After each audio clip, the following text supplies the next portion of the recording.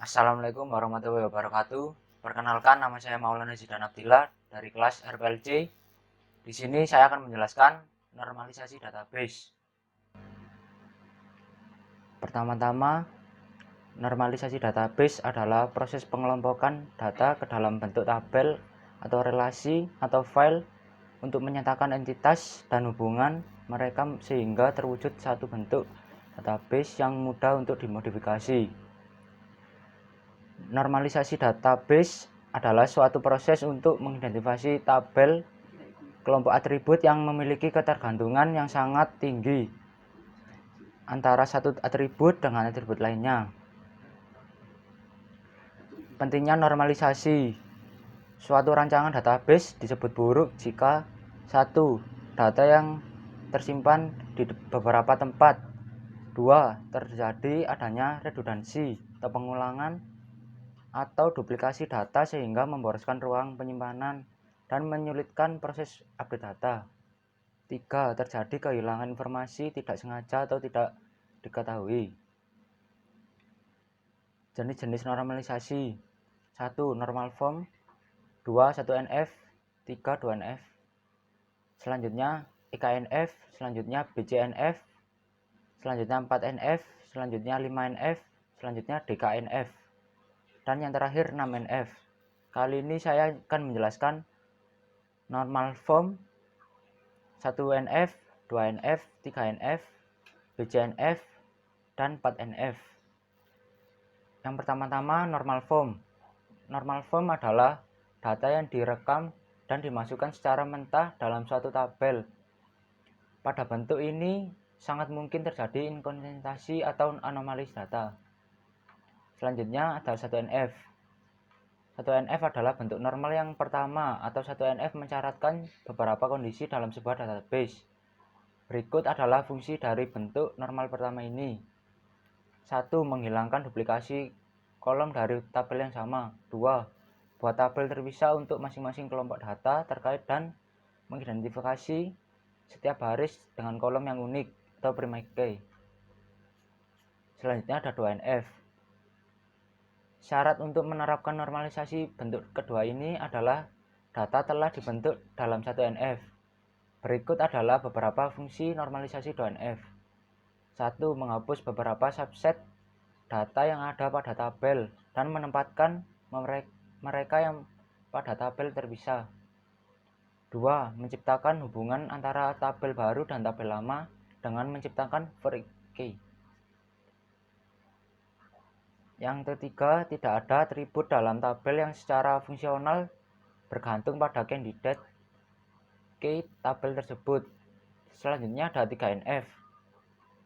Normalisasi database dalam bentuk 3NF bertujuan untuk menghilangkan seluruh atribut atau field yang tidak berhubungan dengan primary key.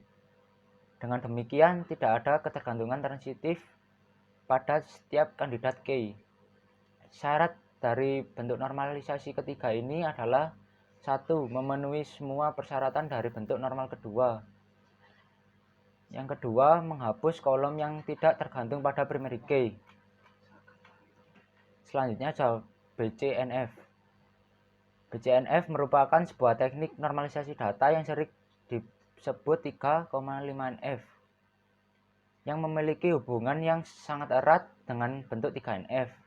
Pada dasarnya adalah untuk menghandle anomali dan overlooping yang tidak dapat dihandle dalam bentuk 3NF. Normalisasi database bentuk ini tergantung dari kasus yang disediakan. Tidak semua tabel wajib dinormalisasi dalam bentuk BCNF. Untuk tabel memenuhi bentuk normal BC code ini harus memenuhi dua kondisi, yaitu tabel harus bentuk normal ketiga dan untuk ketergantungan apapun. Poin kedua terdengar agak rumit. Dengan kata sederhana itu berarti bahwa untuk ketergantungan A ke B, A tidak dapat menjadi atribut non-prima jika B adalah atribut utama. Selanjutnya ada 4NF. 4NF ini muncul ketika dependensi multinilai terjadi dalam relasi apapun.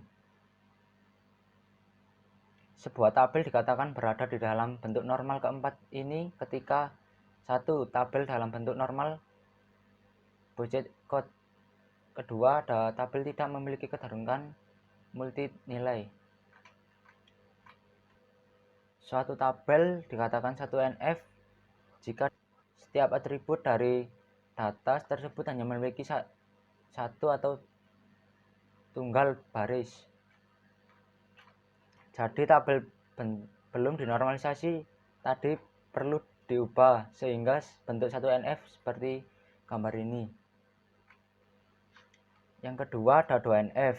Syarat 2NF adalah tidak diperkenankan adanya partial atau fungsional dependensi kepada primary key dalam sebuah tabel. Fungsional dependensi adalah setiap atribut yang bukan kunci atau non-key bergantung secara fungsional terhadap primary key. Selanjutnya ada 3NF.